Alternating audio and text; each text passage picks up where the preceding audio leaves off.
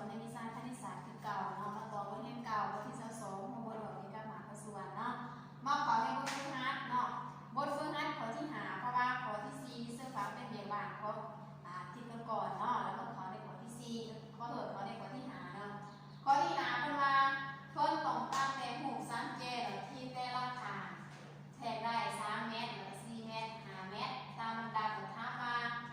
ในแผนผังที่มีหนาตัวส่วนเท่ากับ1ส่วนให้ร้อยแต่ละฐานของหู3เจมีจักสันติเนาะในนี้ก็ให้หน่วยเป็นเมตรบ่แต่ว่าเข้าให้เข้าไปสอบหาฐานของหู3เจนี่เป็นสันติเนาะโดยต้องใส่หนาตัวส่วนเท่ากับ1ส่วนร้อยบัดนี้เฮาตอบไปสอบหาหยังโหราเฮาตอบไปสอบหาแต่ละฐานของหู3เจเนาะเอาบนวิธีแก้สอบหาแต่ละฐานของหู3เจ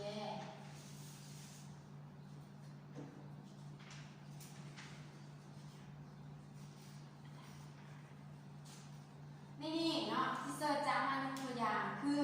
ฐานที่3ฐานที่มี3เมตรเนาะวันนี้สอบหาแต่ละฐานของหู3เจกันไหมเพราะว่าเฮาต้องไปสอบหาระยะห่างของหูแตกแม่นบ่สูตรคิดระยะห่างของหูแตกเนี่ยเท่าใด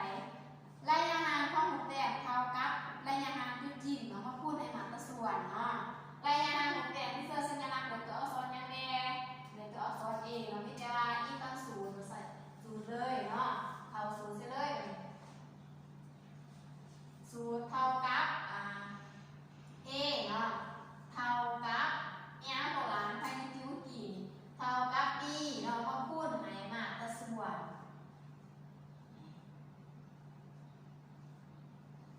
นี่แม่สูตรที่ไล่ว่าการสอบหาระยะห่างของหูแตกเนาะพอได้มาแล้วที่เสิร์ชจะไปสอบหาฐานที่นี่บนหน่วย3เมตรเนาะ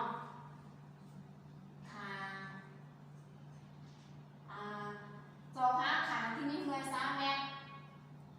ซึ่งเก็บผิดเนาะสอบหาฐาน3เมตรบัดนี้เนาะเพราะว่าเข้าหาเฮาไปสอบหาขาของหู3เจด้วยหน่วยเท่ากับหน่วยเป็นสันติเนาะนี่แม่นหน่วยเป็นเมตรเฮาต้องไปแจก3เมตรให้เป็นสันติเนาะ3นี่เป็นของเมตรบ่แจกไปหาสันติเมตรเดซิสันติก็เท่ากับ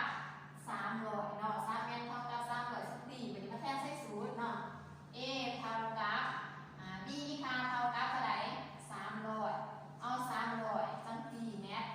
มาคูณให้มาตะส่วนเท่าไหร่มาให้1ส่วน100เนาะเอามาคูณให้1ส่วน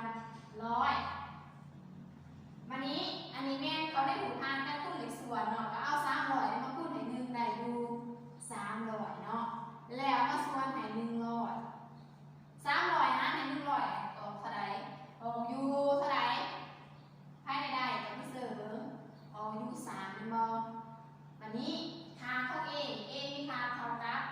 3เซนติเมตรเนาะอันนี้แม่สองหาฐานที่นี้การกระแทกเท่ากับ3เซนติเนาะแม่นี่แม่สองหามาได้แล้วเนาะวันนี้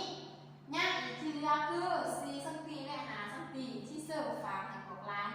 ไปสอบตื่นเนาะด้วยน้ำใสวิธีการเดี๋ยวที่เสิร์ฟนี่เนาะอันเดียวกันไม่ได้ว่าให้พวกร้านไปแจกคุณมาจากแม่เป็นสติเมื่อแล้วเอามาพูดในมัดประส่วนเนาะแล้วสาธายชุดนี้เดี๋ยวที่เสิร์ฟฝากเรือนดอกไม้ให้พวกร้านไปแก่ต่ออย่างอีก2ฐานก็คือ4กับ5สันติเนาะขอโทษ4สันติ4เมตรเนาะกับ5เมตรไปแก่ใส่ในตู้แก่เปียกกันตู้แก่บทฝึกหัดเนาะเรียกบ้าน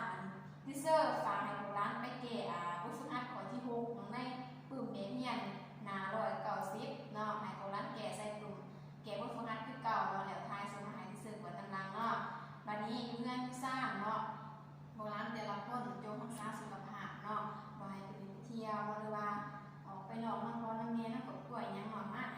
มันล้างมือหรือว่าใส่เจลล้างมือเพื่อป้องกันขยะโควิดเนาะเพราะว่าส่วนนี้มันระบาดแห้งร้ายมีแต่ว่าเฮาสิจังได้เพื่อบ่